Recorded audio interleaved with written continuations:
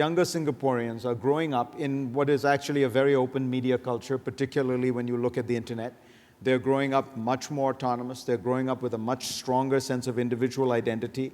And they grow up, let's face it, in a age of enormous peace and prosperity compared to your generation and your father's generation.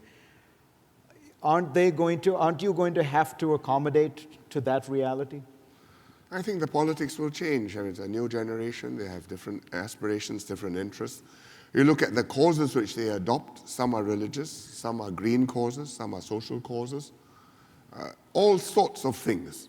So they have passions, they are pursuing them, and they have to find leaders who will be able to marshal enough of them to form a core to lead the country, and a majority of them to support a system which will work.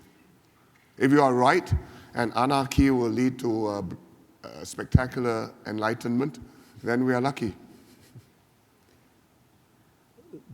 But do you worry about the fact that they may get frustrated, they may leave Singapore, they may... I think that we are in an environment where people have choices. I just made a speech earlier this week pointing out that whereas in 1960s, our backs were to the wall, and you either make a nation or perish. Today, it's not so stark, because if you don't quite succeed, well, a lot of places will take you. We all speak English. We all are educated. Amongst the young generation, probably about half have a university degree of some sort or other. Many doors are open. So we can only keep this place together as long as people want to stay here. And I think that is a challenge. And you want to stay here if